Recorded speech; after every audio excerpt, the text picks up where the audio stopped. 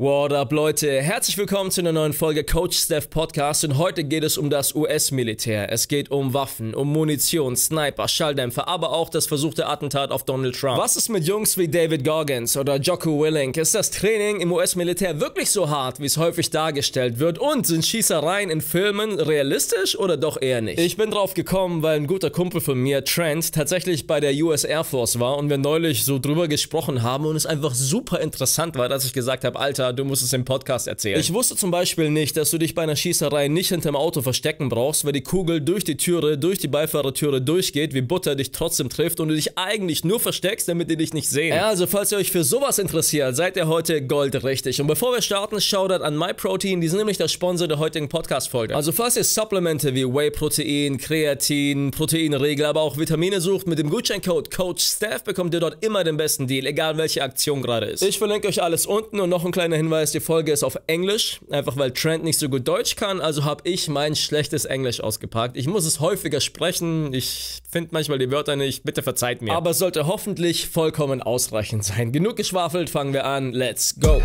Coach Stef. Donald Trump shooting, would you have made that shot? Okay, absolutely would be the first thing. Absolutely? Absolutely. Like, If you could shoot it 10 times, how much? bro, 10 times? How many of the 10 times would you hit? I'm gonna at that distance. I'm gonna 100% say, I'll give luck of him turning his head To the side? To the side being. I'll give it 9 out of 10 shots I would have made.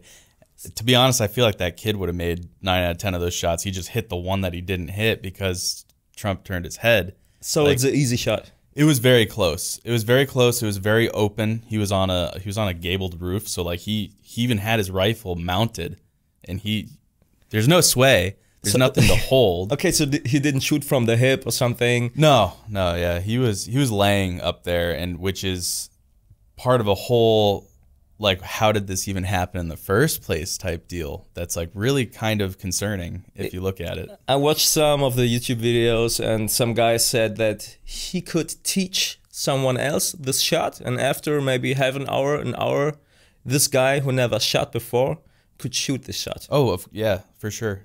I would say. So you could teach me this shot and I would make it? I could teach you that shot in 5 minutes. Really? Yeah, I actually did teach shooting. I was a range safety officer in the Air Force, an RSO, just for a little bit. But since I was a double marksman, which means I shot almost perfectly with an M4 and an M9, sidearm and primary, I was able to get tagged for an extra duty, which it's more like fun time. You know, you watch people shoot, and if there's any ammo left over, you get to fire it off. Yes. You know, so you're hoping at the end that someone messed up and they didn't fire all their shots, so you can just get a little bit of extra power. But really, with teaching someone to shoot, in this case, as long as like I don't have to go through all of the mechanics of a weapon, and we're just saying, hey, here's the weapon, here's the shot, let me teach you how to make the shot. Yeah, absolutely. It was very close. What do you think? Why did he miss it? Well, again, the 1 out of 10 luck shot. Or maybe because he isn't a shooter? But why does he have like a rifle this type? And I feel as though because he did have the rifle. I don't know whose name it was in. I don't know if it was registered to him or like a family member or something. But just the fact that he has one leads me to believe. And I mean, if you know how to load it, you know how to actually operate the firearm, because firing is not the only part of using a firearm. You need to know how to, clear jams. You need to know how to actually load it. You need to know how chambering works. And the biggest kicker is maybe this is why he missed the shot. But like you have to make sure your sights are zeroed. You need to make sure where you're pointing is actually where you're shooting, which can actually change from shooter to shooter. Okay. So like the way that you shoulder the rifle, the way that you're looking through the sight can actually change a weapon. Okay, so next time you're going to shoot at the range here in Germany, I'm coming with you, and you should teach me. Can you do that? Is that a thing here? You had never been to a shooting range? It's been a long time since I've shot. Ever since I left, the last thing I did before I left the United States was I went to a firing range, and I absolutely dunked on my buddy. There are some, and I want to go. I never shot anything, so it's my first time. and I go with some of my Russian buddies, and they are going to shoot from time to time. So, what kind of stuff do they allow you to fire here? Is it like super restrictive, or do they have like rifles and? I think they have like different stuff to shoot at, but I'm not sure which ones they got. I imagine it's the cookie cutter ones. I have to look myself. Yeah. It'd be super fun though. Yeah, I love shooting. I take you with me. There's a reason it's an Olympic sport. It's a nice stress reliever. Just don't fire people. Okay, let's go into the Olympics. You have seen this meme of the Turkish guy who shoots without any gadgets. Dude, that guy's my hero. Yeah. Like, I saw that picture and I immediately thought, like, wow, this is a man's man right here. It looks like he just came out of the crowd. He's like, oh my God, everybody's just annoyed. Fine, I'll take the shot. You know, he just stands there. You got people with like glasses and monocles with like zooms, and they're all like going all these like crazy stances. Is it difficult because they shoot with the gun not mounted? They shoot from what's it called? From more of a standing position or an upright position.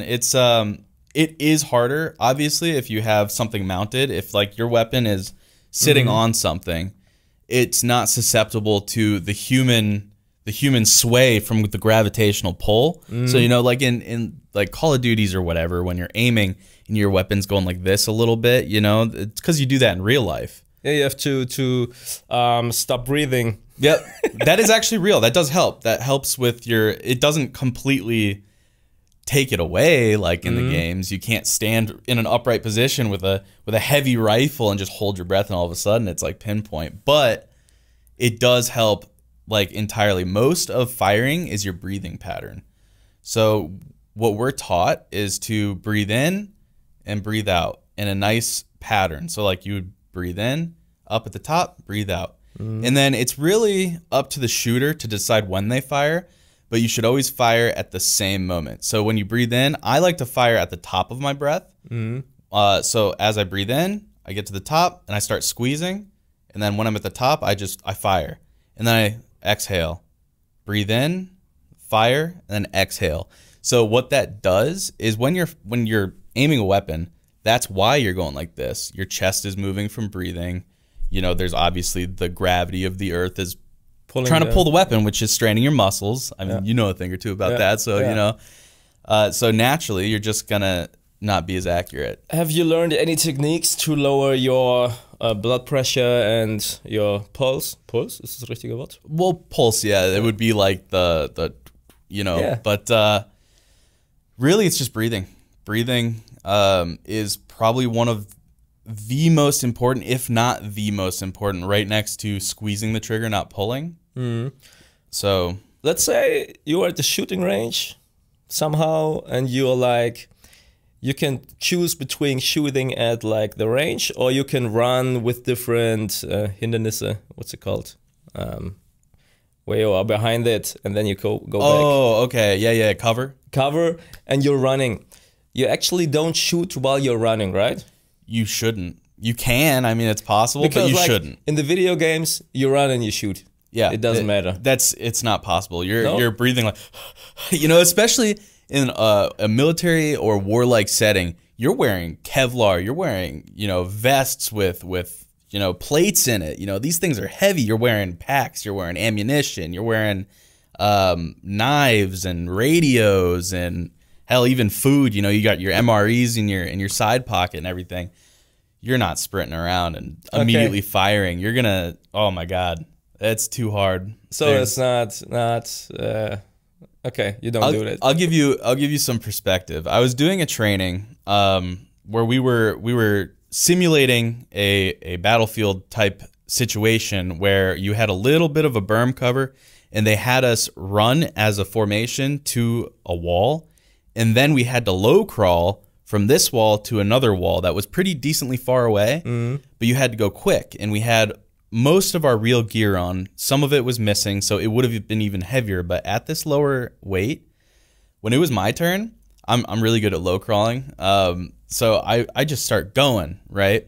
I'm going across this field, I get to the wall, I stand up, keep in mind, the whole squadron's watching, everyone's here. Bro, I stand up, my legs went full jello, and I almost fucking face planted straight into the ground. And I had to quickly like get back up. My legs were shaking. I'm trying to like stand there and be like, guys, I'm fine. Everything's good. You know? Oh, ouch. Sorry.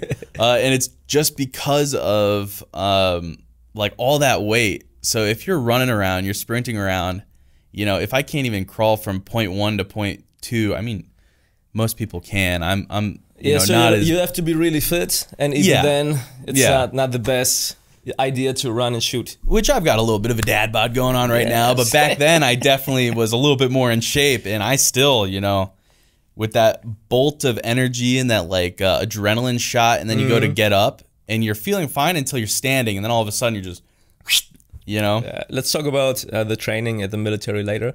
First, let's get into the different types of guns and ammunition. Like last time I was over at your house, we talked about ammunition. Yep. And I was like amazed how many different types of ammunition there is. I mean, different rifle, a different type of bullet, makes sense. Yep. But there's also plenty difference. Let's say the police uses other ammunition than you guys at the army, right? Actually, most of the time we're all using like 9mm or 5.56. Okay. Which are just different size rounds. The round in question depends on the weapons, basically the barrel and the rifling. Because if you have a round that's too big, it's not going to go through the rifle. Yeah, sure. If you have a round that's too small, it's not going to have the correct. A round is a bullet, right? Yes. Yeah. Okay. Is the actual bullet. If you have one that's too small, it's not going to get the right aerodynamics. It probably won't even fire. I've never tried firing a smaller round in a weapon that isn't supposed to handle it. But that's why you cut off a rifle so you can put like bigger ammunition in it, right? I wouldn't recommend ever doing that. Yeah, but it's gonna look like Looney Tunes. You're gonna have the end of your weapon just you know. I wouldn't recommend it for anybody that's thinking about doing that. Don't do it. I don't even know if it's possible, to be honest. But you have some ammunition who's designed to stuck in the body if you hit someone, and then you have some ammunition that is designed to go through the body to hit another person who's standing behind, right? Yeah, so man, the types of ammo is endless basically. Like there's some ammos that are meant, like you said, to be frangible, to break apart in the body. That's more for stopping power. Like if you're trying to stop someone from doing something that they're doing, you would use that kind of ammo. That's like it hits them, they're gonna fall down. They're in bad shape. You've got ballpoint ammunition, which is the one that really hits. It doesn't explode or anything, but it hits, and it usually, as long as you're not too close, it won't really come out the back. It might get stuck in you. But you're thinking is of it a good or a bad thing? It depends. For the person hit. It depends on where they're hit. Honestly, it really, because if it hits a bone, right, it's gonna stop. If it hits an artery, then it might stop. Well, not an artery. If it hits an artery, you're kind of screwed. Like if you've ever seen Black Hawk Down, and there's the one scene that makes me cringe every time. But like if it hits like an organ or something, and it gets stuck in there, you're toast. But if it goes through the organ, you're probably toast anyway. So yeah. But then the one you're thinking about that would go through is like Full Metal Jacket. It's meant to be more of an armor piercing round. So like if someone's wearing plates, normally plates.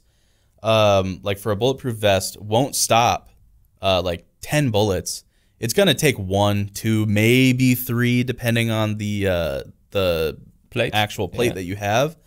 Because there's different plates too. Well, I have a weight vest. It has some plates in it, and they're pretty thick, I guess. I have to show you later, and then you can say if it stops a bullet. It depends. Do you know what's in it? Is it ceramic or is it? I have no idea. I'm guessing if it could stop one. Since it's not made for stopping bullets, I would assume maybe a 9mm at a bit of a distance. Okay, but it's a thick metal plate. I wouldn't rely on it. I wouldn't rely on it because it might be more frangible. Like something that's made to take a bullet won't. It's made to not break. I mean, it will eventually. Like 7.62 rounds, like a round out of like an AK type weapon. Stereotypically, is going to hit a plate and probably on the first hit shatter it because it's just... So like bulletproof vests are not really bulletproof like you would think. They're not, yeah, no, it's not like video games where you got a bulletproof vest and you got like a blue bar that just goes down a little bit and then regenerates. So it's really meant to stop one. One. If you can stop one, you are in great shape. You better praise the heavens at that point. So it's not like in the movie, like the guy runs, he shoots, he falls over, and then after the scene is finished, he stands up and you're like, oh, he survived, he had a vest.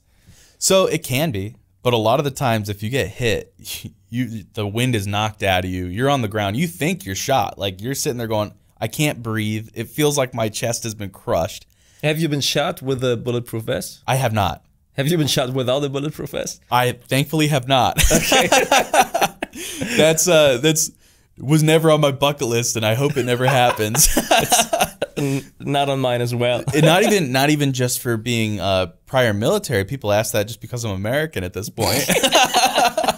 I mean, you went to American school, right? So. Yeah. Look, I'm fine, guys. I'm fine. Nothing ever happened, thankfully, you know? So, like, the full metal jacket ones are designed to go through the body to hit another one. Not necessarily to hit another person. It definitely has more capability because of its shape. Like, a ballpoint is more of a ball, you know? It's going to round. It's round. Yeah, it's rounded, but like an FMJ has a tip. It's more like tipped. So it's like an arrow. Yeah, more like an arrow than anything, and it's like more designed not to be something that you penetrate through someone and hit someone else, but more as a way to break through that plate that we were talking about without you being able to get up. It's going to go hit the plate, shatter the plate, and continue through it. Okay, what's a hollow point? A hollow point is actually that frangible one that we were talking about that goes, hits, and then kind of, I say explode. It doesn't explode. It just breaks apart, and the shrapnel, like almost like a frag grenade, like goes outwards. Which ones are the ones where you are more likely to survive if you get hit by one? A ball point. Yeah, like a normal. Okay. Just a normal round. What's like shooting a shotgun? It's different ammunition. It's not one bullet. It's like you have it sprays more. Yeah, so a shotgun is way different from like a normal round. So a shotgun, you can put like a bunch of balls. They call it like scatter shot or pellets or buckshot. There's different kinds, and you put like I'm not an expert in actually making ammunition, but there's like a black powder in there, and it's just Schrot. Yeah. So and you shoot it and it sprays. Yeah, because it's in like a little tube. Everybody's seen a shotgun shell before. It's literally just like gunpowder with little balls in it that you crimp the top of. So when it shoots, it blasts, like the gunpowder explodes. The pressure blasts that tube open, and then you've got all these balls that are just bouncing around going, you know? So it's a little bit less. When do you use a shotgun? When you're breaching buildings, or when you're going to be in a close quarters situation where you've got to more or less not worry too much about like hitting something else. Like if you know it's just one guy barricaded in a building, you would probably use a shotgun with some like sidearm people with you. But like mostly you won't use a rifle in those situations because you'll get stuck on walls and stuff like that. I've seen a TikTok.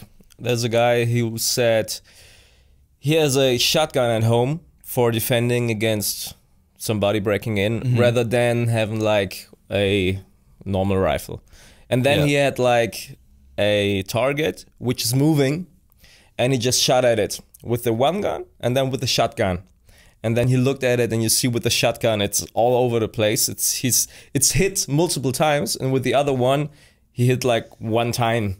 So the biggest thing about a shotgun is you have a lot of stopping power without the need to be very accurate. You just shoot in the general direction, and that's like duck hunting. You use a shotgun because it's this small thing flying. You just shoot in its general direction and hope you can bag some lunch, you know? So it's in the movie where they say, pull, and then die Tontaube fliegt. With the clay pigeon, that's what they call them? Yes. Yep. I've never done that. I would love to do that too. Maybe if we go to a shooting range, we'll see. I don't think you can do it in Germany. Why not? I don't know. Regulations, bureaucracy.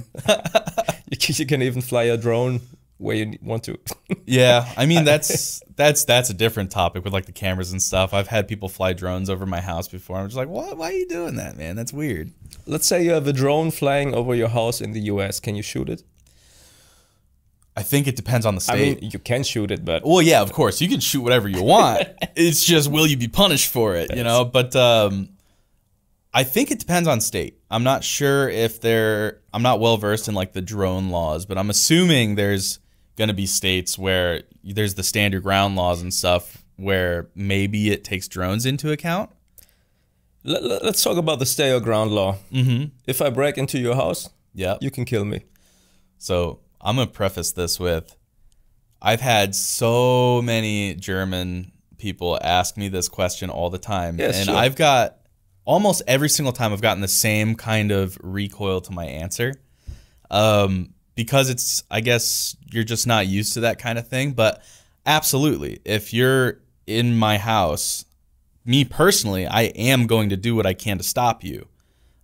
Because I have a wife and 2 kids in the house, even if I didn't, even if it was just me, say I'm by myself, right? And someone's in my house. I didn't invite anybody there. I've been trained to be able to handle these kind of situations. So I'm more likely to try to figure out who's there, give them more commands, you know, to, I guess, reveal who they are, what they're doing. Because what if it's your friend trying to surprise you or whatever? It's a slippery slope there. But if you know, hey, I don't know this guy, he's trying to take my belongings or he's trying to do anything nefarious with my property, I didn't invite him there. He's not supposed to be there. And if the thing I get a lot in conversation when I talk about this is, well, say he's stealing your TV, right? It's a useless object. And I agree. It's a material thing. And people are like, you're going to take this person's life because he's trying to take a material thing from you.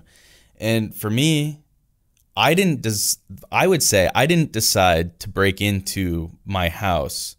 I feel like he made that decision that he was ready to die for this TV when he did it. Because if he's stealing my TV, what else is he going to do? What else is he going to take? What else is he going to try? If he sees that I caught him, is he armed? Is he going to hurt me now? And if I don't react, obviously you have the choice not to kill him if you know what you're doing and you don't want to, you know, you're not really supposed to try to kill them. You're supposed to incapacitate them to where they stop what they're doing. I think the difference is in Germany, you're not used to getting broken into that much. That's true. And if somebody breaks into, they're not really armed. Yeah, that's also very true. People are not armed. I mean, they could have could have something as simple as a kitchen knife, and that's also threatening. Sure, but it's like, yeah, they don't have guns, and you don't have a gun. That's a normal scenario. So it's a far stretch from deciding, oh, do I need to kill someone when you never shot a gun? When people don't have guns and people are not armed and people don't usually break into. So it's like, but say you're in Florida, the beautiful state of Florida. We've all heard of the Florida man, right? Yeah, the Florida guy. What if there's a Florida man? I saw a video, press conference, and the policeman said if somebody breaks into your house, you can shoot him, and when it comes to them, you're, how should I say it? How did he say it? You say you're gladly welcome to shoot him, and it's on our part. It's better if you shoot him. Because we don't have to deal with it then. Yeah, because then when the police arrive, it's less work for the police if you shoot them. Paperwork as well. Yeah. The paperwork's a lot easier. But like, I'm not saying a human life is because that's another thing that gets misconstrued. I sound like a crazy man. You know, I sound like the stereotypical American when I say stuff like that. But I'm not saying like this person is a bad person. They're doing a bad thing. It doesn't matter if they're coming in just to steal a freaking IKEA chair, right? They're still taking something you worked for. Maybe there's a reason for it. Maybe you know, they have debts that they need. Maybe they're just trying to survive. Maybe they're just stealing food or whatever. But also, it's like nobody breaks in to steal food. Yeah, nobody's breaking in when you have if you have an 80-inch TV on the wall. I'm going back to the TV reference because that's the one that everybody can relate to, really. PlayStation 5. Yeah, they see your PS5 and they're going to take it. You're like, my Fortnite, you know. But like, they they're making the decision to invade your space that they're not welcome in and take your belongings. Even if you have good reasons, you're not allowed to do bad things. Yeah. So it's if everybody could, then it'd be anarchy. But it's tough to explain that situation, because as I'm explaining, I go, I do kind of sound like a psychopath while I'm saying this. But at the same time, it's like, you got wife and kids in the house. People do crazy shit all the time. You don't know who this guy is. You don't know what he's capable of. Since I have kids and a wife at home, you think different. Sure. Then being alone, you're like, yeah, you might hide in your closet, let them take whatever, and claim your insurance. But that's just not how I would roll. I have seen a video. I've seen a lot of videos with LL Cool J, the rapper, and he was like telling a story where he got robbed and someone broke into his house, and he punched him down. And the thing is, what you don't think about, he's on the ground, he's finished. When you have to decide to kill him or let him stay alive, but you don't know if he's alone. Or if maybe that's very true. A lot of time they're not. Yeah, there's another one upstairs, and you have to think about it. So it could even be there's another one outside, or there's multiple guarding all the different exits or entrances, especially if you're someone of notoriety and they know you have a lot of money. That's when you get bigger groups coming to do stuff like this. But normally I feel like people don't really go alone. I saw one video. Honestly, it stuck with me for a while. You know, I've seen more violent videos of break-ins or whatever, but this one was just really kind of sketchy, because it was like a guy dressed as a UPS driver, not a UPS driver, but he comes up to the door and he's like knocking or whatever, and he says, "Oh, I've got a package for you." And this woman comes out like with her baby in her arm. Maybe I'm misremembering. Maybe there wasn't a baby, but there was a woman who came out, and she's just like, "Oh, I didn't really order anything. What is it?" And then all of a sudden, these three guys that were hiding on the side push her over and like grab her and tackle her to the ground and go into the house and start just ransacking it, taking whatever they want. Man, that is so terrifying. Like, you think it's a mailman, and all of a sudden you're pinned to the ground and people are just ravaging your stuff. That's horrifying to me. Yeah. Okay, let's switch the topic. yeah, it's scary. You're gonna be like, the doorbell rings, and you're gonna be like, "Oh no, it's UPS." Oh no. What was the training in the military like? Whoo, boy. Because when you think about like David Goggins and Jocko Willink and these guys, as a German, you hear these stories and you think like, yeah, every guy in the US military must be the fittest person on earth. No, that is so untrue that it's insane. But you'd be surprised. You'd see some guys that have like big, almost look like they're like, have this big beer gut. You don't even think they make uniforms in that size. But so going back to the training question, a lot of times it was funny. I've got some great stories about specifically like basic training, for example. But from the beginning, I remember when I got there, it was my first plane ride ever. I had never been on a plane before. And now I'm flying from my home state of Connecticut to Texas to go to Lackland. For the record, I was United States Air Force. So it was not nearly as scary as being in the Marine Corps or something like that. Those guys do like live fire and stuff like that. So what's the difference between the different branches in the military? You have like the Navy. Yep. You have the Air Force. You have the Army. Yep. And the Coast Guard. Yep. And the Marines. There's 5. Actually, there's 6 now because there's a Space Force. Space Force. Yeah, so, I've seen the Netflix show. Wait, hold on. Am I doing my math right? Hold on. The one with Steve Carell? Yes. Yeah. There's the US Air Force, the Army, the Navy, the Marines, the Coast Guard, and the Space Force. Yes, but aren't the Marines part of the Army? They were part of the Navy. They're a department of the Navy, still technically, but the United States Air Force was actually the USAAF back in like World War II time frame, because they were also a department of the Army. And then the government deemed it fit to split them to their own branch for their own separate funding, their own missions, stuff like that. So it's a product of time. Air Force is like Luftwaffe, air. Yes, yep. Then you have Navy is something with water. Yep. Right? Then you have the Army, it's on land. Yep. Space Force is space, and the Coast Guard is like... Dude, the Coast Guard, those guys are so cool. No? Those guys are so cool. If I could do it again, I probably would have been Coast Guard instead of Air Force. But like, so... The Air Force, we are more of a, I would almost call it, and maybe it's because I was an electrician, like a general electrician in the military.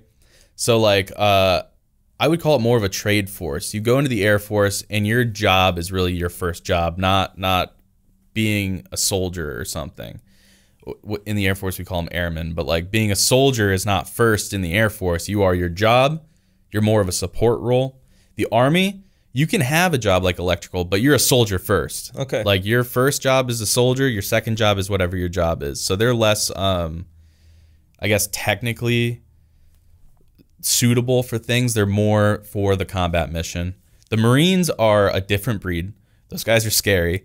They are like the most insane, like they just go in usually first before the Army and they just punch a hole. Those guys are just badass, all of them. Like it's sometimes if you talk to one, you're just like, he's a Marine. You can just tell. Like it's crazy. And then you've got the Navy. They do all boat kind of stuff. So they're on like the big ships. They're more of a support combat role. You got guys in submarines. They literally do deployments where they're just in submarines for months on end, just in a little like tuna can under the water. It's crazy. And then you have, who's left? You got the Coast Guard. I'll go Coast Guard first. Man, those guys just cruise around on boats and they just, they intercept illegal ships coming in, and it's like sometimes it can be like the first mission in Call of Duty 4 where you're going through the boat, wet work or whatever. It could be like that, or it could be you're just going around the ocean making sure there's nothing crazy going on. They got their little speedboats with their MGs mounted on them, and those guys are nuts. They got their helicopters. It looks fun to me. So what was your job? You was an electrician? Yes, I was like general electrical. So like I did, like outlets and stuff. Not with planes. I didn't deal with planes. But I was more on the construction side of the base. So have you had to go like to Iraq or some other places, or do you had to stay in the US? Nowhere that dangerous. I was lucky enough to never get deployed somewhere that was super dangerous. I've been sent to Estonia to do some work for the Estonian Special Operations Group. I built them a building, and then I don't know if I'm really supposed to go too into detail on what it was, but it was for training purposes. And then my next deployment was going to be to Honduras right before I got out of the military. But COVID hit. So the Honduran president told us he didn't want us there anymore. Okay. And I didn't have to go. But it was going to be building schools and hospitals for the locals and just basically trying to raise the people up a little bit of Honduras. And that got canceled, so I didn't have to go to that. And why did you leave the military? I had gotten married, and I had a new daughter, and I was in more of a deployment combat focused squadron before I got out. So there's two different kinds of CE, which is civil engineering squadrons in the Air Force. There's prime beef, which is you maintain the base. You're more of you're a homebody. You take care of the base, and you're the second line of defense. And then there's the Red Horse Squadron, which there's I think 3 or 4 of them in the world. There's one in Guam. There's one in Las Vegas. There's one in Montana. But it's like it's a special sect of CE where your main job, your primary job, is to deploy and then build bases before they send troops in, basically. Okay. So it's like every 6 months you're deploying. So I decided I had a kid. I wasn't gonna stick around. I think it's a good choice. Yeah. So let's go back to the training. Yep. Different branches, and you were like in the Air Force. What was your fitness training like? It wasn't that bad, honestly. We had to run a lot of running, push-ups, sit-ups, calisthenics, doing things like burpees and just general body weight type training rather than using any kind of equipment. It's more focused on using your body. When people hear that, they think a boot camp or something like that. Is it like that? Yeah, I'd say so. You better not do something else or you're getting in trouble. You're being watched by all the high ranks, and you could not skip it. There's no, hey, I just don't feel like going to PT this morning. which PT stands for physical training. That's what we call it, is PT. But it's like in the basic training, in boot camp, it's way more stressful. And do they scream at you like they do in the movies and stuff like this? So you're probably thinking of movies like Full Metal Jacket. Sure. Right? They used to. Oh. They did a little bit when I went through. So I went through in 2015, and it was still kind of transferring out of that like super screamy, because they have problems with like suicide rates and stuff like that. It's kind of a pretty important issue with the military, especially active duty. And they try to make it to where they can't really yell at you. They still do, but it's really not like what it used to be. Like in the movies, that stuff really did happen. Both of my parents also went through the military, and they had it much worse than I did. But it's more psychological now, I'd say. In the David Goggins book, he was talking about a guy who died in training. They were like in the water, and they have to stay in the water, I don't know, for many hours. Do you know if he was a Navy SEAL? Because that happens a lot. Yeah, it was Navy SEAL training, and he had like a heart attack. And they put him out of the water, but he still died. Yeah. And next day it was like training again, but he's gone. So the Navy SEALs are a different breed. Those guys are the most like badass people, in my opinion. But their training is horrendous compared to everybody else's. They have to do so many mind over matter type things, especially dealing with water, because again, they're part of the Navy. Yes. So they deal with water and like amphibious assaults, like coming in, you know, through the water. Yeah. However they can get in, by boat, by, you know, oh, we got to stop the boat and swim the rest of the way. They do all that like crazy movie type stuff. I mean, not all the time, but you know, like. Yeah, but when the training is so hard, even in your branch, why are people out of shape? Well, I would say the Air Force's training isn't that hard. Okay. Like, I'm going to be honest with you, it's not that hard. It's more of a mental thing overall. But people are out of shape because, really, say you're a desk job, right? Like you're a personnel person. You deal with finance. You're sitting at your desk and you're on the computer all day. You go to PT, of course, but like, you know, it's a couple days a week. The whole thing is Air Force fit to fight, but then you see these guys that are huge. It's really just not upholding the standards, because we do have fitness tests. If you don't pass with a certain percentage, you need to do it every 6 months. If you pass, at least that's how it was when I was in. It might have changed by now, because I think the whole PT scheme changed based on what your job is. But when I was in, you know, you'd do the PT test, and sometimes you'd buddy up with a friend and you'd kind of flub up a couple push-ups, and you'd just add a couple push-ups on top. Yeah. So there is sometimes some, it's not necessarily corrupt. Corruption's not a word for it that would just be like, oh, I added 5 push-ups to your push-ups. You cheated a little bit. Yeah. Like when you're writing the test, you look to your neighbor and get one answer. And then you go to Taco Bell afterwards and you get your you get your tacos and stuff, you know? My sister, she's she's bei der Polizei. Ich weiß nicht. What's the right word? She's part of the police force. Part of police force. Yeah. And in order to get into it, she had to do like physical tests. And I used to train with her, and it was brutal. She had to run like crazy. Oh yeah. And I'm fit, but I couldn't do it from my actual point of training. I really would have to train for it. Oh yeah. And I'm überdurchschnittlich. Mir fehlt das Wort, Leute. Ihr wisst es wahrscheinlich besser. I know what you're saying. Yeah. And I used to run, and she did her time, and I did my time. And I asked her, yeah, so would I have made it? And she said, yes, if you would have been a girl. Oh, yep. And they have like, that too. They have that too. It was hard. And she said, yes, but for the guys, you would like barely made it somehow. And I was like, whoa. And that's fast and long. And I was like, fuck, and I'm already fit, but you have to train for it. So let me tell you something I've noticed. We have the same thing. There's different standards for females and males because obviously we have different bodies and muscle structures and stuff like that. But the guys who are more bodybuilding or muscular have a much harder time running. They can destroy the push-ups and sit-ups. Everybody's looking at them like, Jesus Christ, that's the Hulk over there, you know? Yeah.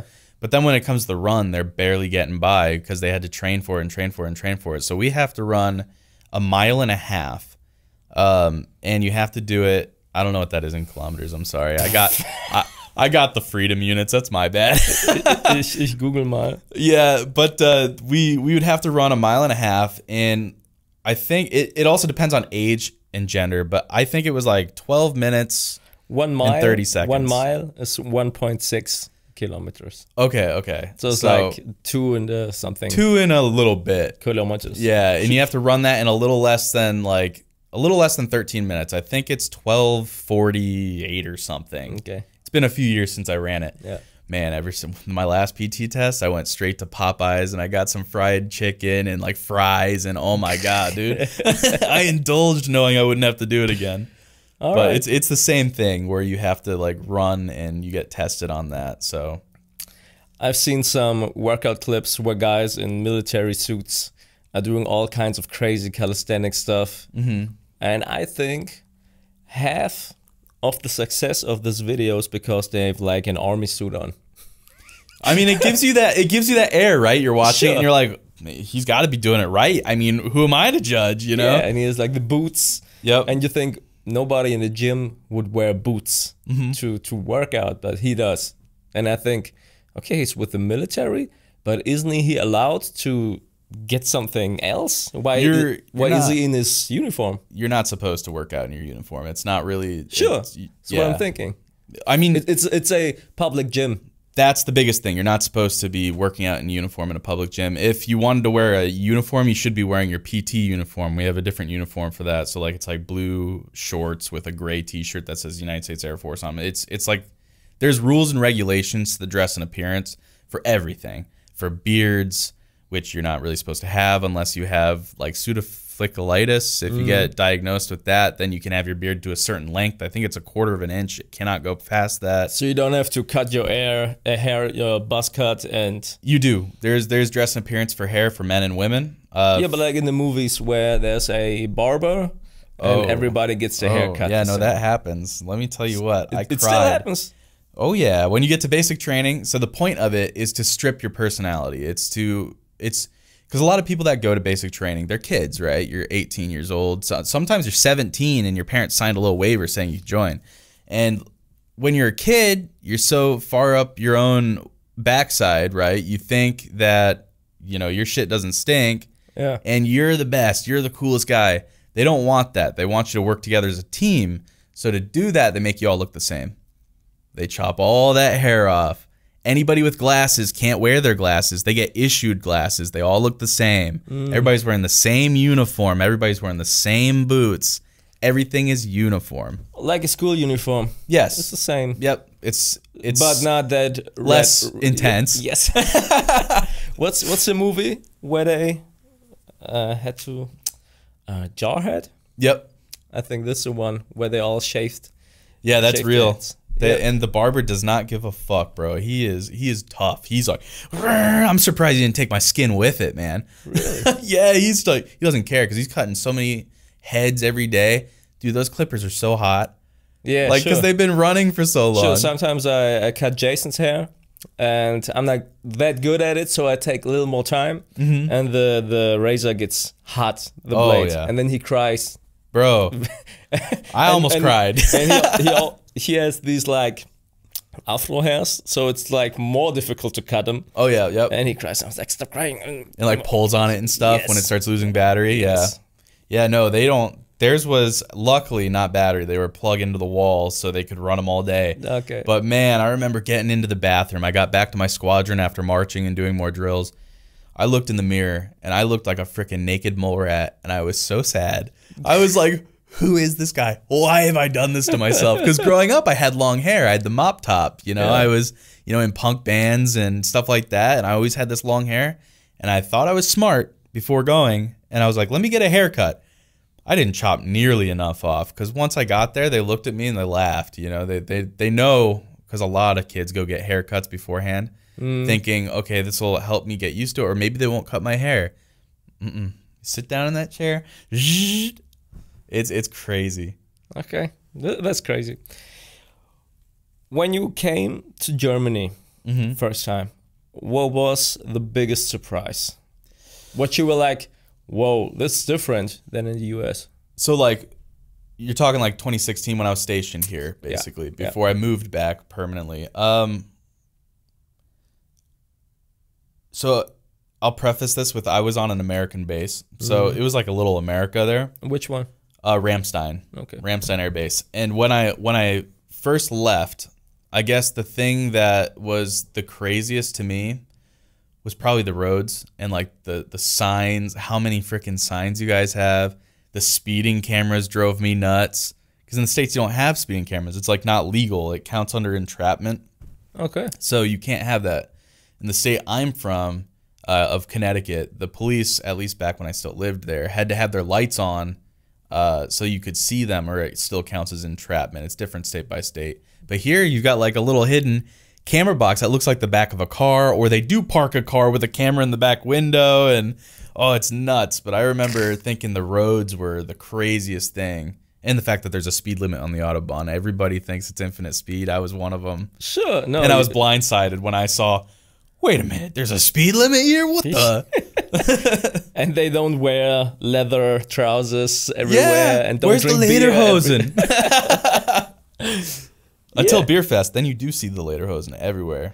Funny thing, I have to buy myself one today. Because I'm going to the Waffen. It's in Stuttgart.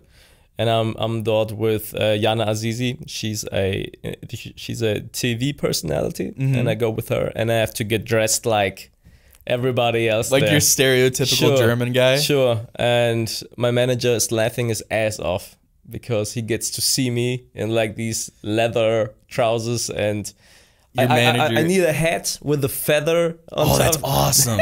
Dude, come on, the feather hat's cool. You got to give it to the feather hat. Yeah, that will be funny. I think it's in 2 weeks or something. Your manager's going to be like, let's get him the smallest pair of shorts we can find. Yes. You're going to be sitting there like... And that's actual, because I was overwhelmed with different lederhosen. And he says, don't get a long one, get a short one. Is there that many different kinds? Yes, and the long ones, everybody sees, okay, you're a tourist. And if you get your hemd shirt, don't pick one with like... quadratisch, wie sagt man, kariert. Like the embroiders? Get a plain one. Yep. Because the other one's also for tourists. And there's like this dress code within this dress code, and you only know it if you're part of this culture. And if you see somebody who tries to dress up like it, you see like, okay, he's a beginner. He's not one of us. That's not fair. Yeah, that's not fair. And I was like, I need someone from within the circle to teach me how to look like someone from the circle. Yeah, I didn't know that there was a whole like underground team of guys that are like the lederhosen police. Tourist over there, stay away from that one. Yeah, I didn't know too. So that's pretty funny. When I see like videos on TikTok or something where Americans react to German stuff, they always talk about Rollladen. Oh, dude, they're the best.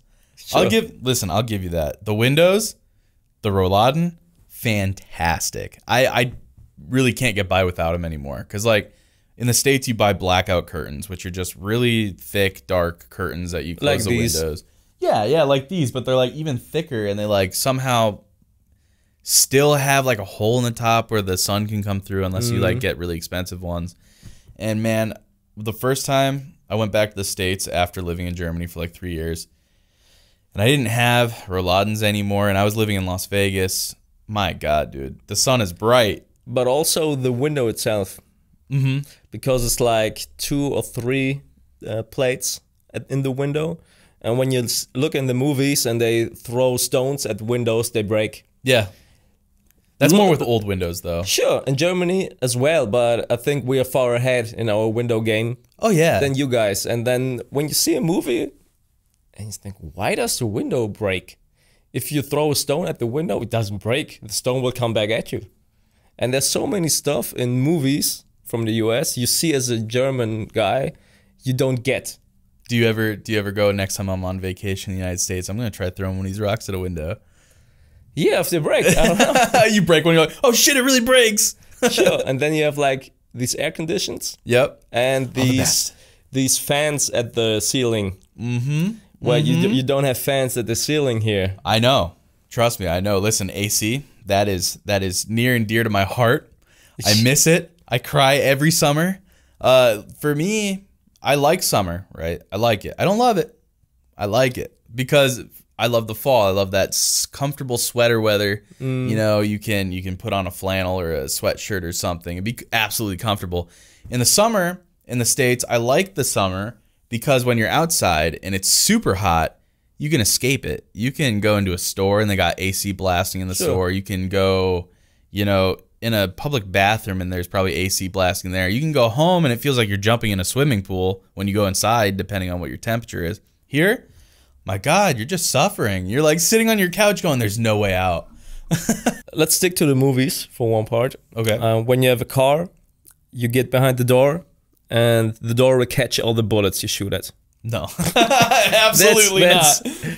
That's one thing from the movies where you see they duck behind like the table. Yep. And then they shoot at the table and then they come out of the cover, shoot, get behind the table. That's not going to work, right? No, that's super false. So like, if you are behind a car, some cover is better than no cover, even if it's a wood table, right? You're still concealing yourself. You're making it less likely for them to just go, oh, I see you, bang, you know? Oh, I have to guess where he is under the table. Yeah, the cover is just so people don't know where you are. Yeah, it's more for concealment than it is for blocking any kind of incoming projectiles.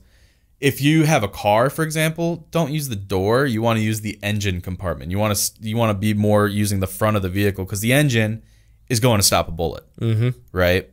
If you're in that situation, hopefully no one ever is, but use the engine compartment. It's a little bit better, but you know, a door is better than nothing. And if you roll the window down or break the window out, you can put your hands on the window so it's steady. Yeah. Yes. So when there's like this part in the movie where they get surrounded by the cartel and they shooting their machine guns and they just go down and the car is riddled with holes and then they drive away and then get out safe. So that probably wouldn't happen. No. It really depends on the vehicle. It's just a usual where they are. Yeah. You know, it's just movie magic. It's like the main character plot armor. You know, like of course that character's not going to die. There's still an hour left of the movie. You know, it's more of an action type deal. But yeah, it's going to go through like butter. Especially if you've got a, like, say someone's got like a 7.62, like an AK round again, right? Like it's a fan favorite. Everybody loves the AK. So it's like you fire one of those at a car door, it's going to leave a hole in it, like, and keep going. Like it's not stopping. Can it go through two doors? Let's say you're behind the car and it goes into the first door, goes through the middle of the car into the second door and then hit you? As long as it doesn't pass through too much stuff, like say it doesn't go through the dash or anything, if it just goes through a door, doesn't go through any seats and goes to the other door, depending on the distance that it was fired, because it's possible if it's far enough away, it loses enough velocity to where the door slows the bullet down enough to where the second door then would stop it.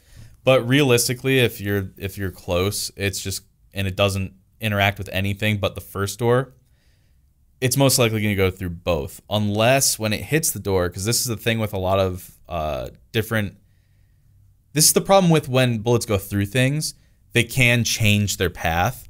Like if it hits the door at an angle and it hits something else and it careens off of it, it might not go straight. It might go like, slow down enough to hit this, not go through, but knock itself this way. And that's where you have bullets that are ricocheting different directions from a different shot. What is the difference between, like, let's say an AK and a sniper rifle? Mostly just the barrel rifling. So the length of the barrel, the mechanics of the weapon. Like if you're talking about like a bolt action. But like a sniper rifle, the bullet can fly longer distances? Why? Because it's... Well, I wouldn't say they can fly longer distances. It's just got a longer barrel most of the time, which...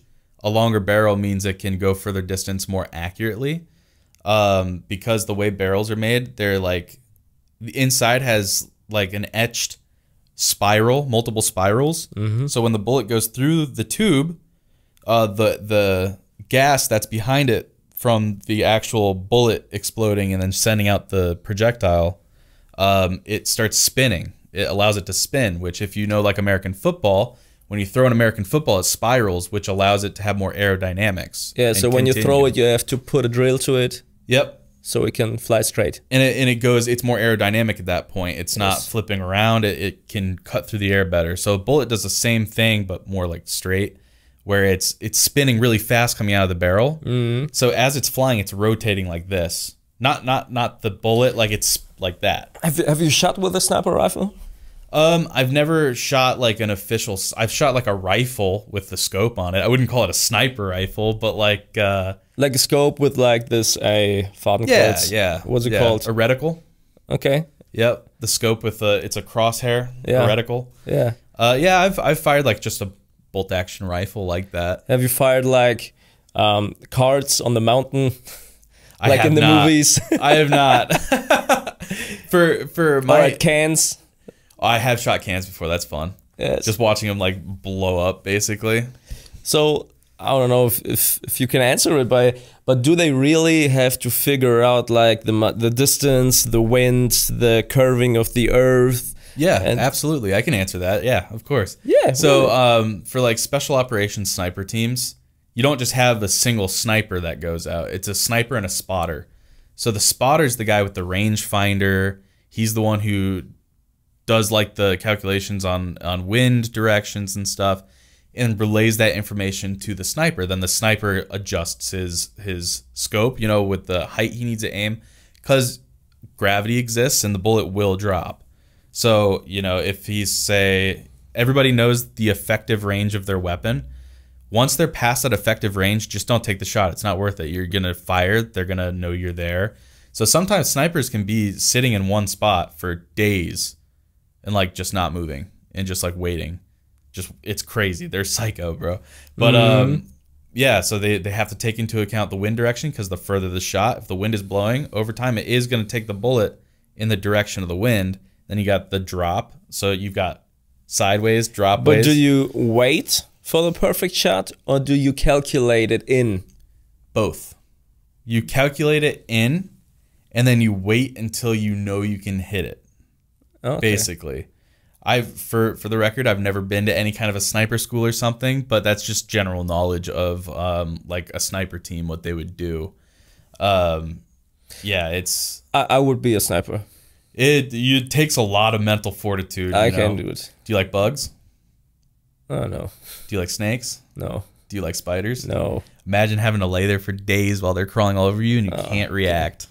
No, then I don't want to. Yeah, that's the thing that always dissuades people. They're like, I want to be a sniper. You ask them those 3 questions, they go, bro, fuck that. I'll serve some food at the mess hall, bro. Back in my Call of Duty Modern Warfare 2 days, I was like a sniper. Yep. It was my favorite part in the game, and I was good at it. It's still fun to do, like in battlefields and stuff like that, being the sniper. But when I've been to Prague last year, I went for paintball.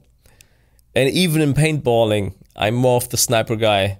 And we figured it out because we went like, there was like different fields, and they were more like, you have a ran down bus, and one map is in the forest, and you go out there, and paintball, it really does hurt. Yeah. So you're not running and shooting, haha. No, you're taking cover, and you try to win, because we always played team deathmatch. Yep. With 4 against 4.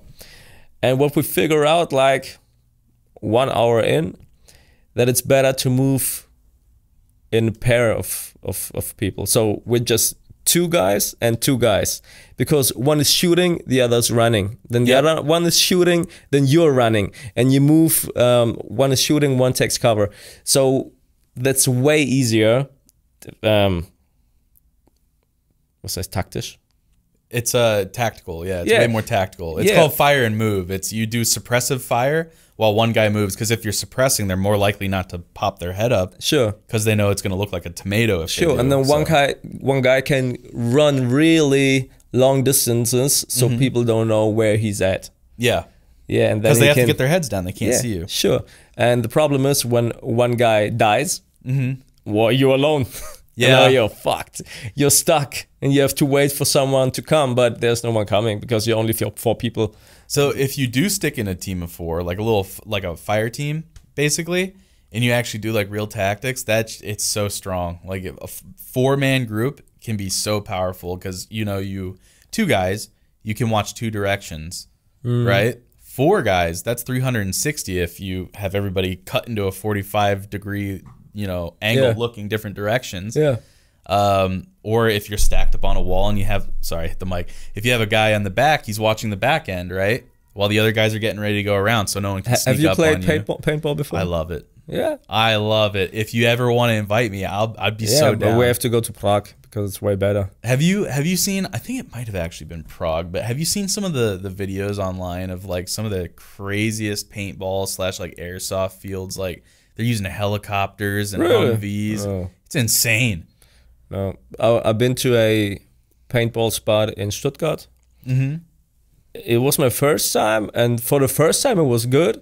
But if you did like several else, it was really shitty because it was like an old like tennis spot. Oh, so it's pretty small? It's pretty small, and all the covers are like blown up objects. So it's like not much cover. Not much cover. It's just shooting yourself in the face all the time. Yeah, they need to have like sandbags and like bunkers. Yes, and it was like, it was more of a game, not really what you think of a Call of Duty team battle. Yeah, so, I think... so you have like this referee and there are these rules and you have to stick to them. And it's not really like team deathmatch how you want to play it. So it's like... Is it called speedball? I don't know. Because there is a subsect of like paintball where they call it speedball, and that's like that kind of thing where you go out and everybody is like sprinting. Like it looks almost more like a Call of Duty like small map, kind of like everybody's sprinting around just firing as fast as they can to get each other. I don't prefer to play that way. And there was one guy with us. He was a professional player, and he had his own suit, his own gun, the ghillie suit from Costco. And he has like, we had like these guns of like, and the bullets go like in different directions because it's not a good, it's not a good gun. It's a cheap one. And he has one where he has like a double trigger, and he like, and the bullets fly longer distances. Yep. But also, if you get hit, it's harder. And there's no way. And when the game started, everybody was like running for cover. Oh yeah. Like, and go, and everybody shooting and running for cover, and then it goes, okay, slow down, and from then it goes. And he's the guy, he was just standing and looking. He didn't run for cover. You know why? Because he's got a literal machine gun in his hands. Because he's like, brrr. Those guys are so scary. He told us, no, I stand, I look where you take cover. I don't get hit. Yeah, because everybody's taking cover. Yeah, everybody's shooting all around and taking cover. Nobody's aiming really and hitting because everybody's panicking. Yeah. And this is like, okay. And he told us not to run and shoot at the same time. You either shoot or you run. And it's different. So when you run and shoot, you're just wasting ammo. Sure. Basically. And in Germany, if you go to this place, you have to pay for a certain amount of ammunition for the paintball. Oh, so you're saving money too. Let's say you have paid for 100 shots. You have 100 shots. Make them count. Yeah, and if you're running and your gun opens up and you lose some of it, you're literally watching your money fly out of it. You just see like dollar signs as it's dropping on the floor. And you're like, okay, how long do we play? Until you finished your ammunition. You don't want to be finished in 2 minutes. No, or an hour. I don't know. And in Prague, it was different because you pay like for 4 hours or something, and it doesn't matter how much ammunition you use. So it's a different game because you just shoot. Yeah. And they had like different types of guns. Ones where you can fill them up at the top in like a bucket or something. Yeah, it's the hopper. And then you have ones with like a magazine. Those are my favorite. I love the more realistic. Yes, and then you have to switch. And it gets really hard because it's hot outside. You have like your glasses, but they're already sweaty and painty, and you can and you're breathing, and you have like your suit on, and even though it's just fabric, it's still heavy and warm. And then you're running, and then you have to change magazines. Dude, while people shoot at you. I'm trained to do that. I can do that. Yes. A quick little drop, slap, yeah, you really have to get into it. And once you're in the mode, it works. But at first, it's like... Dude, I love paintball when... Like, I don't really like the hoppers. They do make good guns with the hoppers where you can still have, like, sights on the weapon. Yeah. But I just much prefer the magazine type play. Let's talk about the sight. Because of you have this salt gun. Yep. This bug assault. Which is surprisingly... It's good. It's effective. It's good. Even Jada, when there's a spider, we need to get the salt gun. Oh, I've got such a good story for this from this morning. Hey, and I love it. And there's also like you have on the rear end, you have like this V. And on the front end, you have like this other one. And if you put them in the right direction, you actually hit it. Oh, yeah. And if you just do it by feeling, you miss it. Yep. And it's crazy because you think you were good enough to, this will hit it and shoot, and it misses. But if you really use the ones to aim, you really hit it. It's real different. And it's like spraying salt. Yeah. So it's also forgiving, but you still miss it. It's forgiving, but it depends on the size of the bug you're trying to take out. Sure. This morning, dude, there was a spike. It was like the size of a monster truck in the sink. Für alle, es gibt so Waffen auf Amazon, die füllt man mit Salz und es hat dann wie so Luftdruck und es schießt dieses Salz quasi dann auf So Käfer, Fliegen, Spinnen, was auch immer ihr erledigen wollt. Das ist so ein kleines Gadget für daheim und das ist richtig gut. Oh, it's so much fun. It's great for parties too when you bring it to, like there's like a party going on upstairs. Like we live in a house right now with like another family upstairs, and so they invited us up. And I was telling them about the salt gun, and they were just like, could you go grab it? Sure. I grabbed it, and literally everybody was like, can I try? And everybody's shooting bugs. Like there's like mosquitoes flying around, and they're just like, you know, it's like skeet shooting almost. Sure. But yeah, no, the whole sight situation is super, super important, because if you think about like a weapon of any kind, even if it's a salt gun, right? Your barrel is straight, you know, which means if you turn it a little bit, like just this much, like go from here to here, you're, instead of hitting like where the camera is right now, you're all the way over there. Yeah. And depending on distance, it gets more egregious. Because the angle, it's... Yeah. So just like a tiny, tiny miscalculation, your shot's way off. So like if you have the two back posts and then the front post right in the middle of them, it's going to go where you want it to go, because it's lining up where the barrel is. You got the two in the back, and then you go down the barrel and you got the one in front. So when they're lined up, the barrel's pointing where you want it to be. Yes, when you play like old Call of Duty games where it's like Second World War and you're like, where's my red dot? Yeah, yeah. No, I have this old guns. So we still use iron sights in the US military today. So, but we have like, it's really cool. So the M4, one of my favorite guns, is just a beast, because you can put a red dot on it, right? And if your red dot runs out of battery, because it's all battery, you know, like CR32s, little like circle batteries and stuff. If it runs out of ammo, there's a sight on the back that you can just flip up. It's an iron, and then you can see through that back iron sight to the front one through your red dot, because it's like a glass, you know, it's clear. Yeah, cool. So if your red dot dies, you can flip up your back sight and still have, you know, your sights available to you. And what's with the bug in the morning? Oh yeah, the bug, dude. So this spider was hefty. Like it was massive. Probably like, I'd say maybe like this big with its legs out. And I was sitting on the couch drinking my coffee, and my wife screams. Like she actually screamed. I was like, what the hell is going on? I thought maybe she like was cutting something and like cut her finger off. It sounded like that.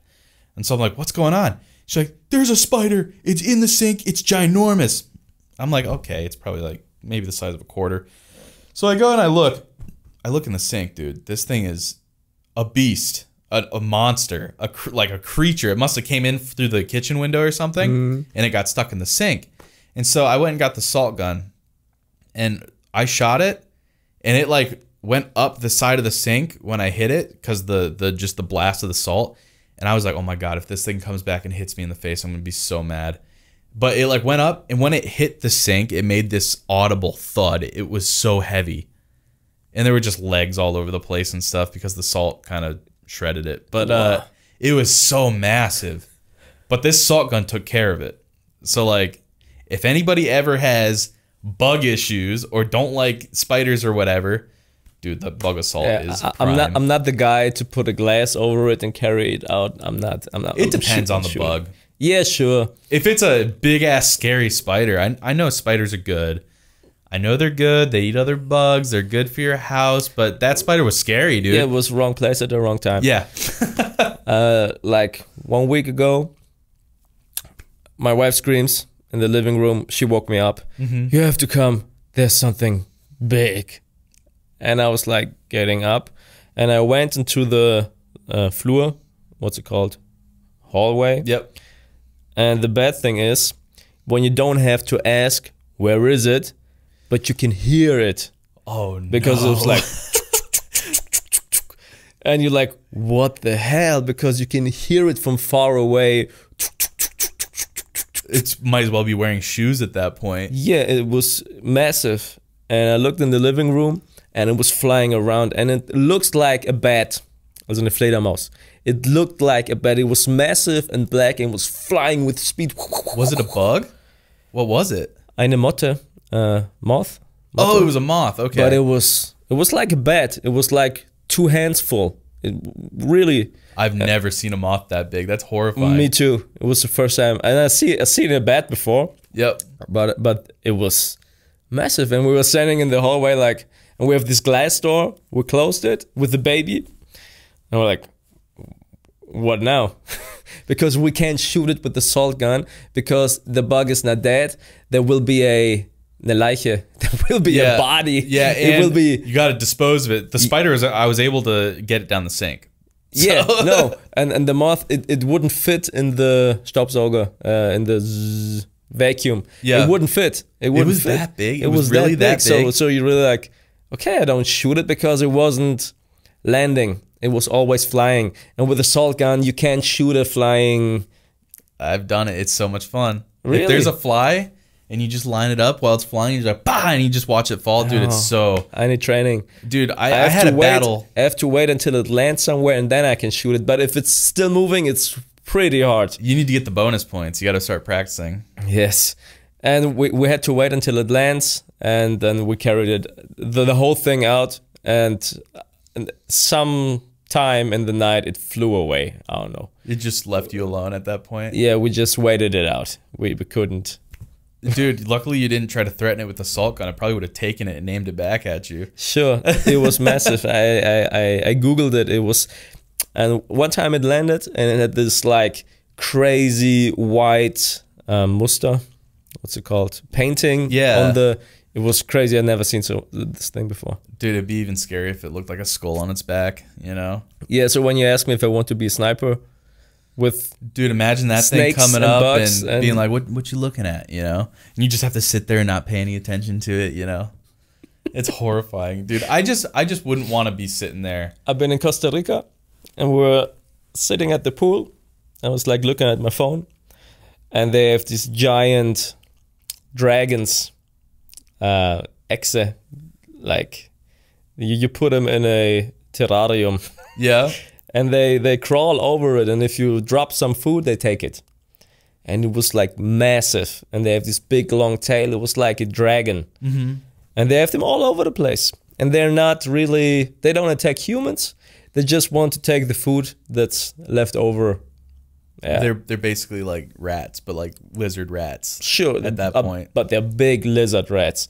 And usually the mothers screamed when someone arrives because the kids were running towards them. It was like a dragon. It was really green and it was big. And I was looking at my phone and this lizard came in the back of me and stuck his head over my shoulder. And I was like looking at my phone and I see it in my vision. I was like, no way.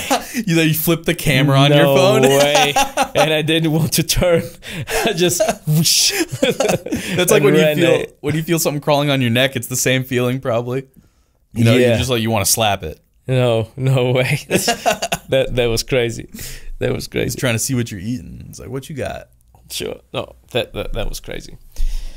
Have you ever considered going back to the military?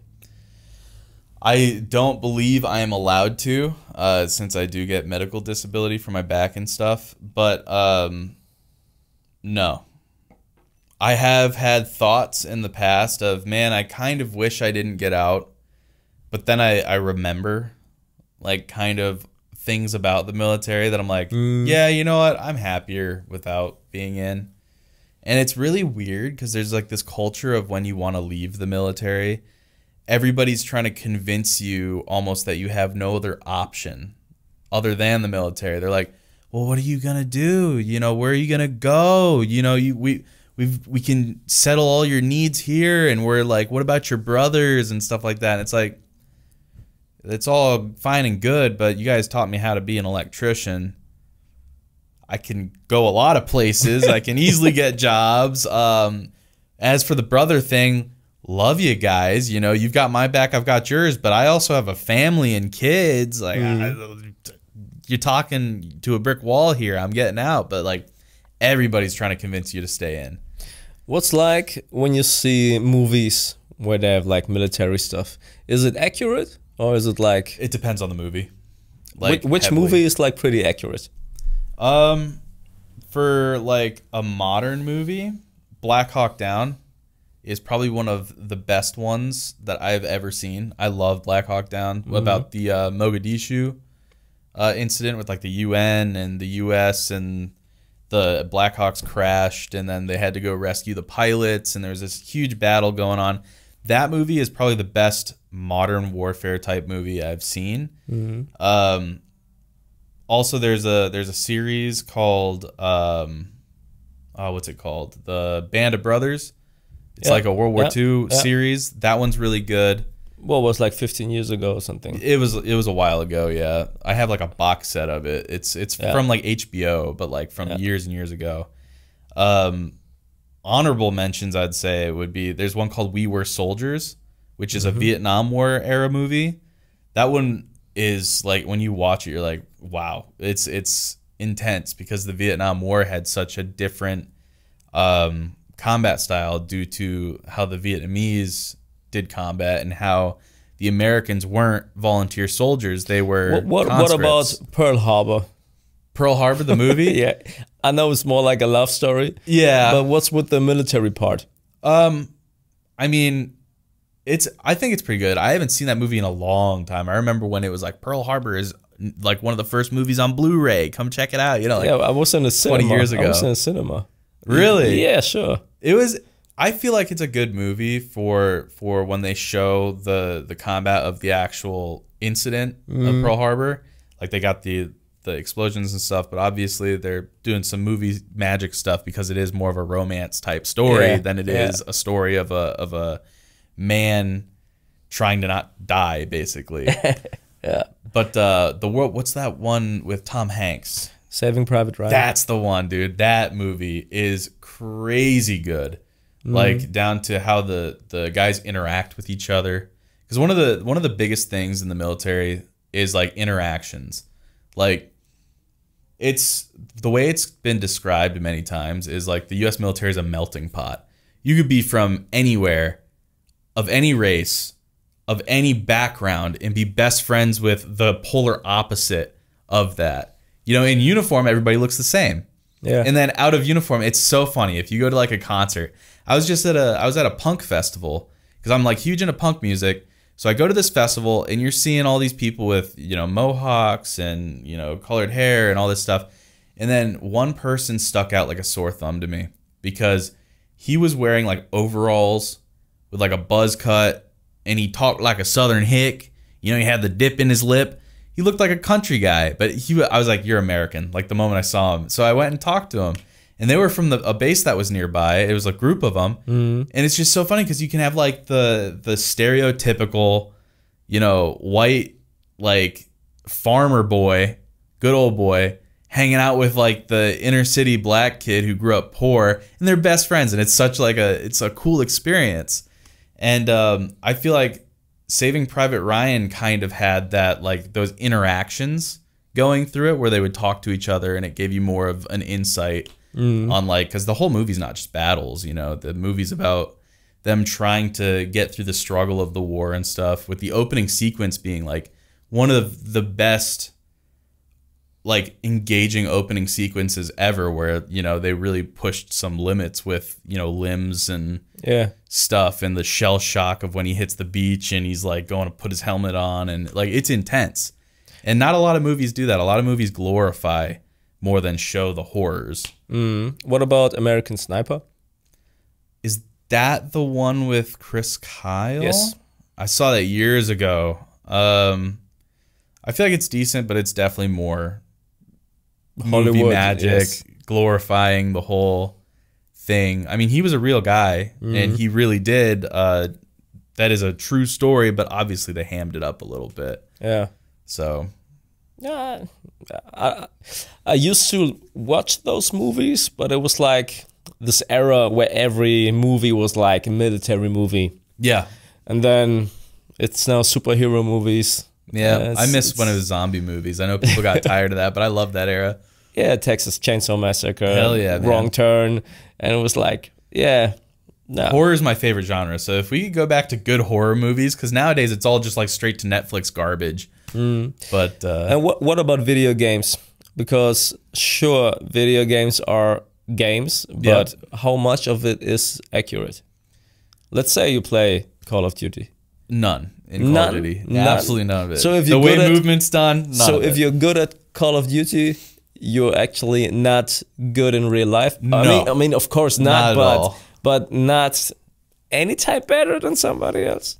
So you might know how a sight picture works on a weapon. A sight picture is your sights, like knowing how to use them, like how you need to have, you know, this dot with this front post in the middle of this one, and they need to be flat on top. So it might help with the knowledge of how to aim, or how you said, like, if you hold your breath, it steadies your weapon. It does, not to the extent it does in the game, but it does. And stuff like that. Or even sometimes the animations of reloading might help people understand what a charging handle is. It's, you know, on a M4 when you're like, you know, it takes the first bullet and feeds it into the chamber. So stuff like that, just general, I might call it like osmosis knowledge, like knowledge that you just, without really noticing you're learning it, you're learning how to use a sight picture. Or what the type of rifle, what the name is, which caliber it needs. Like, yeah, you might learn things just on chance of playing it so much, but I wouldn't say you'd be any better of a soldier or in combat. You would have no edge just because you played Call of Duty, for example. But I would say that's true for almost every game. I think there are some pretty realistic first-person shooters. Like there's one called Hell Let Loose. Realistic to an extent, you know, it's still a video game. Yeah. But like, there's one called Hell Let Loose. It's a World War II game. It's like you get shot once, you're dead, right? And you need to communicate with your squads, and there's a commander who calls in airstrikes and stuff like that. It's very realistic, but it's still not going to make you better in real life. Have you played Medal of Honor? Yes, the old ones. It was like, before Call of Duty took over, it was like Medal of Honor. Like Rising Sun and Frontline, all those ones, I think Medal of Honor was the one with the old weapons. Yep. And it was always World War II at first, until the newer ones went to like Afghanistan. Yeah. Yeah, those ones, they won't make you any better either. Those ones were very arcadey, because they're from that era, back when games were more of an arcade type arena shooter. Like, there's a story, but it's like, okay, let's throw 10 guys into this area, you got to kill them all, and then move to the next area, and you're mainly by yourself. There's no NPCs. It's like you versus all these NPCs. It looks like this guy's like the Terminator, you know. Yeah. So yeah, those games are great storytelling, the early ones. But the scene where you are like by yourself and you have like 10 other guys.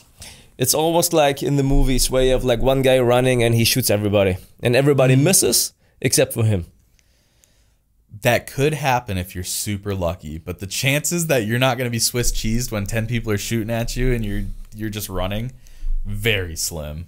But let's say the 10 guys, they're not trained. They're just like gangsters or cartel guys. They're not at the shooting range. They didn't get taught how to shoot and how to aim. Does that increase your chances a lot? Or just like... Yes. Yeah, but if there's 10 people, that's a wall of bullets. That's you're gonna get, it's a bullet storm. You're gonna look like a piece of Swiss cheese. Because by the let's say, you're shooting at 2 guys, but they don't know how to shoot. So if they don't know how to shoot, then the sight picture thing where they're maybe not using their sights and they're shooting all over the place. But if you're talking about like guys with like, you know, each one has a magazine of, if they're using like an assault rifle type weapon, I don't know, like 30 rounds, right? That's 30 times 10. You're looking at like 300 rounds flying at you. Okay. The chances that all of them miss you are very slim. Unless you're really quick on the draw and you're like a Western hero and you're like, gah, gah, gah, you know, I doubt you'd get through that one unscathed. How is it to shoot from the hip? Let's say you're a cowboy. Yeah. And it's noon and you're outside of the saloon. And some guy pisses you off. And you're standing there and you're walking 1, 2, 3, turn around and shoot. Yep. So like when you fire from the hip, it's just not going to be accurate. You can have a good feel for weapons. Like if I fire from the hip, I'm pretty confident I could still hit my target. It won't hit very accurately. Like I'm not going to be hitting center mass, but I'm still pretty confident where if I just like from down here, maybe not like, you know, Rambo style, but like if I'm like just like this and like not aiming, I could be on target, but it's just you're not going to be as accurate at all. Like we had the problem in the Vietnam War where our M16s were fully automatic. So, you know, you'd throw a magazine in there and you'd be like, guys would just put it over cover and just pull the whole trigger, pull the whole mag, just drop the whole mag. And so people were wasting so much ammo. People were running out of ammo. No shots were hitting. So our weapons now, like our M4s and our M16s before we went to M4s, now don't have full auto in the U.S. military. They're just like semi-auto. Semi and 3-round burst. Yep. So it's either pop, pop, or da-da-da, da-da-da, da-da-da, which you can pull it quick, and I've done it. If you're not in a correct stance, that thing will blow you back. Like you almost fall backwards. It's so much fun, though. Okay. It's like it feels so powerful when you're doing it. So if you turn around and shoot from the hip, that's different. If you're using like an assault rifle, the kick of the weapon, if you're not ready for it and you're firing from the hip, it could be just like you might be just shooting up into the atmosphere. You know, you could just accidentally be like, da, da, da, da, you know, like there's videos of like people that have never shot before on YouTube, like taking a weapon and firing it, and the thing like flies out of their hands. You know, have you seen those? Yeah, you have to be ready. They're so funny. But what about a silencer? Is it really like in the games or movies when you shoot it's just a no. So silencers are pretty loud. They're super, super useful at a distance. If you're right up on top of someone, it's not going to sound like it's going to be loud. It's going to sound like someone smacked a brick against a wall. But it's also good for like the everyday soldier. They're trying to get more silencers onto like normal kits because it helps with hearing loss and stuff like that. It's better for the soldier. It's still a little bit quiet, but still pretty loud. It does suppress. It does do its job by removing the like there's coils and stuff in a silencer. I don't know exactly how they work, but I know it like takes the shock of the output of the gas and like kind of disperses it before it can come out. But does it also interfere with the range? How long the bullet will fly? I'm not sure. I would think a silencer would then be an extension of the barrel, which means it's a longer barrel, which goes into accuracy a bit more. But I'm not super well versed on silencers. I've never used one myself.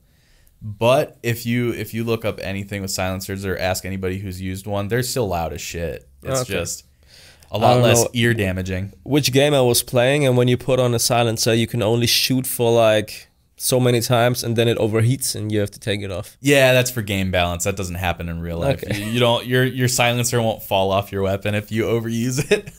Yeah. Okay. This is like, do you know the game Postal? Yes. Where you put the cat? Yeah, you put the cat on there. Dude, that's a classic. Yeah, the cat would not make it quiet, and it wouldn't make your bullets go meow either. Yeah. But what about when you say, like, in the movies, they want to kill somebody silent, and they used like a Are you talking about the pillows? A pillow and kissing. You can do that. That actually does work. You can, I think there's like YouTube videos on it and stuff like that, but you can absolutely use stuff like that because it does almost the same deal where the shockwave of like the gas trying to escape the barrel gets dispersed into something else. And it's just like, imagine your alarms going off on your phone is more of a simple way to see it, and you put a pillow over it, it's just going to be quieter due to the sound having to pass through all this material. The reason they choose pillows, I think, is mainly just because it won't really stop the bullet. The bullet will just go through like butter, so it's not going to affect the velocity of the bullet very much, and it will quiet it down. But I wouldn't recommend, like, if you're going to a shooting range, bringing a pillow with just my tactical pillow. So the takeaway is playing video games doesn't make you better. It just, maybe you learned something. Silencer don't make it silent, just more quiet. You can use a pillow. You can't hide behind the table or a car door. Yeah, that's all movie magic at that point. So literally everything in the movies, it's not accurate. No, it's if you're watching a movie, 90% of the time they want it to look as cool as possible. But why not make it accurate? Because accuracy's boring most of the time. You know, you see 007 go into a building and he's like, instead of it going like got him, you know, and it's going bang, and then everybody's like, what the hell was that? You know, it's a little less cool than him going like doing a one-liner, just quietly just going like and then walking off. You know, it's badass, right? But if he's like bang, he's like, oh shit, whoops, wasn't me, you know, it's a little less badass. That's crazy. Trent, thank you for having on. Yeah, no worries. You will come back in a couple of weeks when we talk about UFOs and aliens and stuff like that. I love that topic. We'll keep it out of this one. We keep it clean with the military and do another one with UFOs, and then I turn into Joe Rogan and talk about bears. Hey man, listen, you might get an influx of views on the UAP topic. It's hot right now. UFOs so hot right now. All right, I will put your profile in the description, and thanks everybody for watching or listening, und für alle, die jetzt versucht haben, mein schlechtes Englisch hier irgendwie aufzusammeln, tut mir echt leid, ich versuche es nächstes Mal besser zu machen. In my opinion, the English was perfect. Guck hier. Also, ciao, ciao. Thanks for having me on, by the way. No problem.